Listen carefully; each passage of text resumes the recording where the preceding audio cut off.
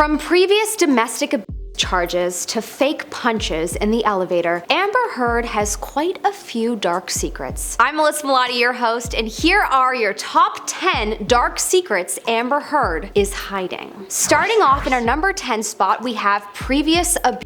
Unless you have been following the trials, then you may be surprised to hear that allegedly Amber Heard herself has a domestic abuse charge from her previous relationship before Johnny Depp. Apparently, while Amber was dating her then-girlfriend at the time, Tasia Van Ree, she got into a heated argument at the Seattle-Tacoma airport and reportedly struck Van Ree in the arm, which resulted in her arrest for misdemeanor domestic violence. When asked about this incident, a rep of Heard's says she was wrongfully accused and the situation was misinterpreted and over-sensationalized. How does one misinterpret a misdemeanor domestic charge? You either got one or you didn't. Also, if this was in an airport, I'm assuming someone saw it and that's why she was charged. Maybe that's not the case, but could the person that reported it please stand up and tell us if in fact that was a real charge? Tasia has also come out and reportedly stood by Amber, saying that this account was misinterpreted and that she is close to Amber to this day. So maybe it all was just a misunderstanding. Or perhaps if they are still close, maybe she's just covering for her. I guess we may never know. In our number 9 spot, we have the charity scandal. This is one of the darker secrets that I've come across so far. Following her divorce settlement, Amber promised to donate all $7 million to the charity called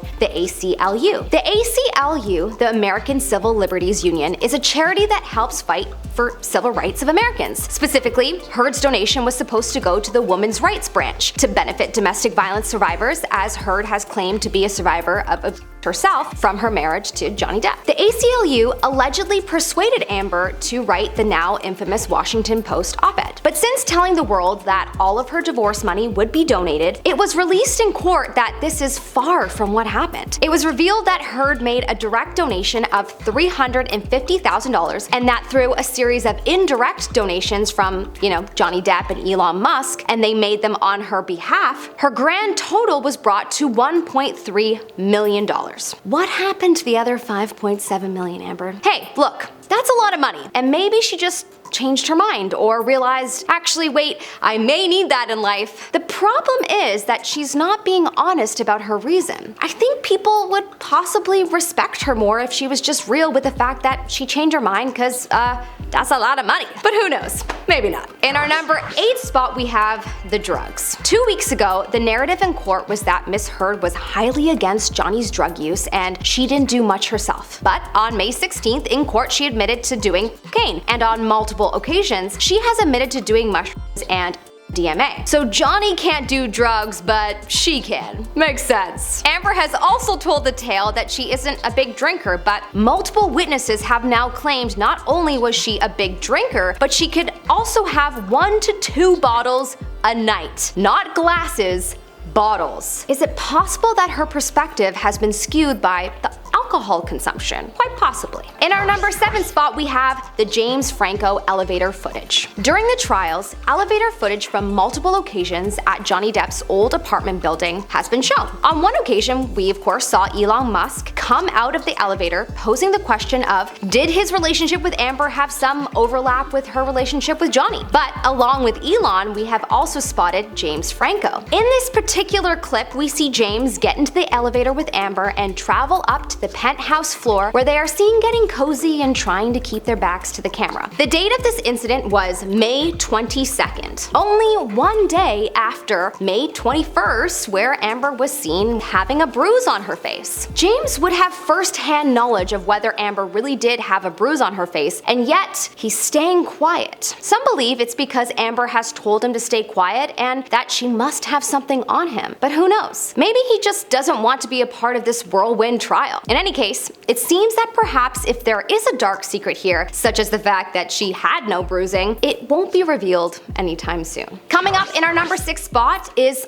Who's calling the shots? In May 2016, while Johnny was out of town, Amber went with her lawyers to petition for a restraining order against Johnny. Johnny was not there to make his case. Supposedly exposed in a text convo with Johnny, allegedly, Amber's mom told Johnny that the lawyers told her to petition for a restraining order while Johnny was out of town. So Amber took the blame off of her hands and pointed it at her lawyers. The lawyers made me do it. But the thing is, lawyers work for their clients. They can't force their clients to do anything. They can suggest that you do something, but it is up to you to actually do it. Also, how did the paparazzi know where Amber was going? Someone definitely called them, so whether it was Amber or not, we don't know. But what's interesting is that apparently Amber exited the courthouse that day by walking out the front doors. Allegedly, there is a back exit for celebrities to leave so that they don't get seen by the public. So why choose the front exit where, you'll be seen, unless perhaps you want to be seen? The whole situation is quite curious. In our number 5 spot, we have Thanksgiving 2015. In Miss Heard's testimony, that was a horrible night where Johnny kept disappearing with Marilyn Manson to do drugs, and he apparently was disappearing a lot throughout the night. Amber went up the stairs to figure out what was going on when she said something to provoke Johnny, and they got into an argument. These are her words. He then allegedly grabbed her shirt from the top of the stairs and flung her around a little bit. She went to retreat into the washroom when Johnny picked up the wine decanter and threw it at her face. It actually smashed into the art behind her. She then went downstairs and put on a smile and continued at the night. In a recent interview with Marilyn Manson's personal assistant and friend Paula, she told the world that she was allegedly at this dinner with Amber, Johnny, Marilyn, and Amber's friends. She took a video of that night, which shows all of the guests having a really good time. In her description of the night, she said that Amber's claims made no sense, as they all were having a good time that night. She did say that Johnny seemed a little sad that night, but later found out that Betty Sue, Johnny's mom, was in the hospital. She thought it was odd that Amber was drinking and having such a lively time, a little rowdy, and not really paying attention to her man, who was clearly sad. Is it possible that Amber's lack of compassion for what he was going through led Johnny to get so angry that he,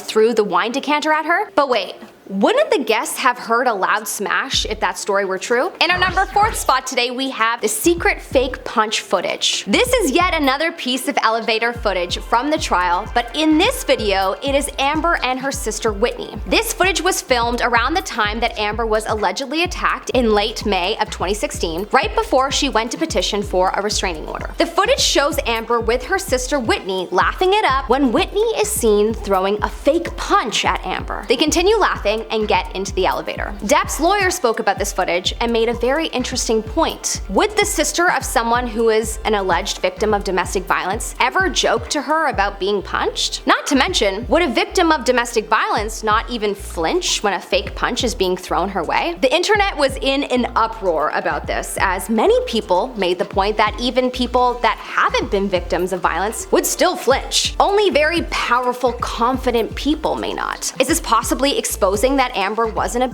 by Johnny? Is it possible that her sister is a part of her scheme? Would love to know your thoughts. In our number 3rd spot today, we have the no makeup look. Okay, ladies, can we all just agree that the no makeup look is literally minimal makeup, especially on the eyes, and there's no way that you can pull off this look if you have a swollen face. After being questioned about this in cross-examination on May 16th, Amber claims that she used ice to calm down the swelling on her face after being brutally beaten by Johnny, whom she claims was also wearing rings on all of his fingers, something that he is known to do all the time. So he brutally beat you up with rings on his fingers and you had no cuts? If Amber had cuts, the no makeup look would not be able to disguise texture, and you would see the areas where the cuts were even if they were brown. So I think most of the ladies of the world that wear makeup are very suspicious of this. In our number 2 spot, we have the dog poop. Oh, the infamous dog poop. In the trial, it was revealed that at some point sent a photo to Johnny with dog feces on his side of the bed. She then proceeded to blame it on the dogs. When Johnny was questioned about this, he laughed and said that there was no way that it was the dog's poop, as they are teacup dogs, and if you haven't ever seen a teacup dog,